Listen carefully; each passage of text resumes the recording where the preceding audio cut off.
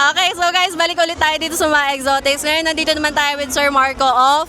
Morph Kings Reptile Farm. Ayan, so Sir Marco, pwede mo bang explain sa amin, ano yung mga collection na dala niyo ngayon? Ang dala ko lang naman ball pythons lang pero different genes, mga pyths and clowns. Nagdala din ako ng mga desert ghost. Yes, so, actually, ang pinaka-specialty nila ball python. So, kanina yung gusto kong bite last year, hindi naman nakuha. So, sir, baka pwede mo sa aming i-share, ano yung pinaka-best na dala niyo ngayon sa collection niyo? Yung best kasi nabili na kahapon. Yung yung orange dream kasi namin talaga kakaiba sa lahat ng orange dream. Yes. So, ordinary orange dream lang to. Probably makikita mo sa iba super OD na. Sa amin, ordinary lang. So, punta kayo dito sa SMX. Meron pa akong iba. So, baka magustuhan nyo. Actually, sir, yun din yung napansin ko from last year's Pet Summit ata. Really Yes.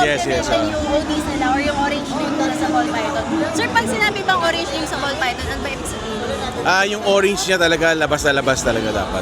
And what sets Morph Kings apart? May sinabi ka sa akin ng last year eh, na yung parentals niya talaga. Yung parental kasi niya galing kay JKR. So, maganda yung produce ng mga orange din ng line na yun. So, we're lucky enough to have that gene.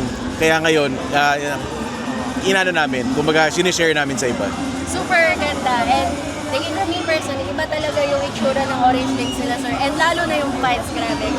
So, sir, pwede mo ba kami mabigyan ng price range? Nasa magkano po yung gano'n? Yung mga ganun, nasa mga 30,000 to 45,000 yung mga price. Which is a good price and nasa usual range talaga. Tapos sir, dito po sa dala niyo, sa collection niyo, pwede ba namin matanong, ano yung pinaka-budget friendly para sa mga naghahanap? Meron tayong mga entry level na price, nasa mga 5,000 hanggang mga 5 to 10,000. And hindi na yung normal, di ba? Hindi naman, hindi na normal yun. No? May jeans na siya, may iba nga multi-jeans pa eh.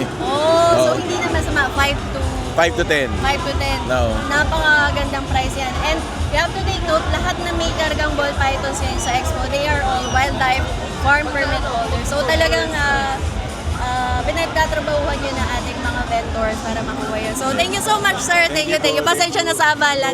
Thank you po.